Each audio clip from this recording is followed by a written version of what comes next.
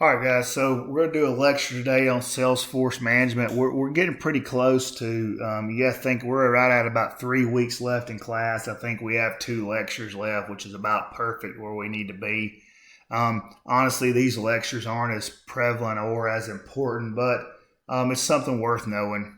So understand that as you, if you go into sales, if you get good at your job and you get good at dealing with people, you're going to eventually be able to get into management, which is where you're managing a group of people to help meet the goals of an organization. And one of those things that's very important is you have to recruit people who are very good. And this is not so much that you need to understand this from the standpoint that you will right away be in recruiting people, but you need to understand how to get recruited because you're all going to be looking for jobs. So, some ways that you can find people. Obviously, you can put on combines like I've been talking about that the Hawks do. You can go into universities. You can do it through traditional job postings. But we want to hire people and we want to be hiring and recruiting year round because understand that there is a huge turnover in sales. So we want to really be hiring more people than we have positions for. And the way this was explained to me was that they will keep hiring salespeople as long as it makes them money. Once it gets to the point where it's break even, they quit hiring. So what they're looking for is obviously they would like to have people with experience, but they might not always be able to get that. So they're looking for people who are confident, they're coachable, and they have a work ethic that they're willing to learn the process of what they're doing. And some ways that we kind of assess people and the ways you might be assessed if people were to interview you is do traditional kind of question and answer type interview. You can give them tests, group interviews. You can do psychometric type tests. You can send them to assessment centers where where people who do this work for you. It just kind of depends on what you're looking for as how you assess who's a good candidate. And once you get them in there, you've got to train them.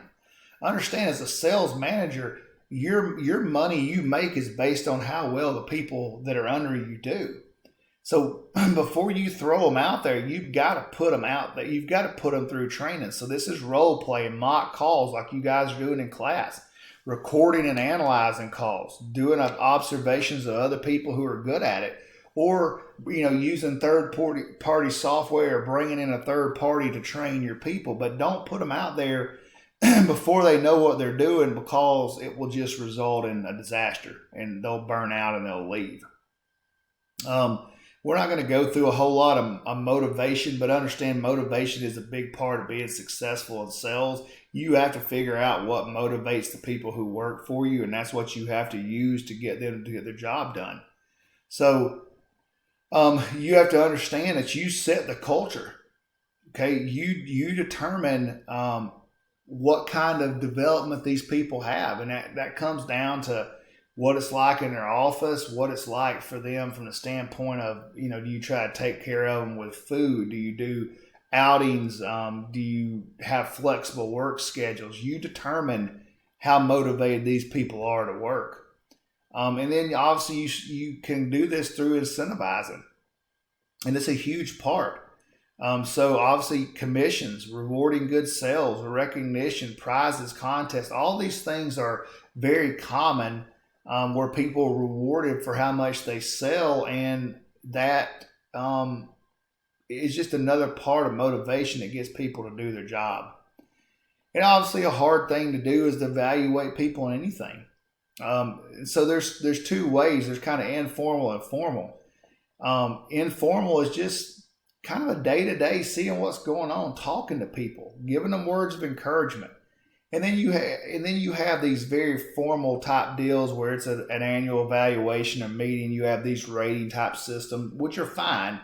I don't think they're near as good as the informal way of doing things. And you have to understand that you have to provide discipline. You have to correct these people. Sometimes that's not fun to do. And if it goes to the next step, you have to document why you're terminating somebody. What did you do? What did you try to do? What did you Um, what were your steps? Did you include a meeting about a negotiation to end the termination? Do you provide a letter that talks about the termination procedures? So there's a lot of things that go into this. It's an unfortunate side of business, but it's just part of it. Hope you guys enjoyed this. Just a little insight to hiring and firing.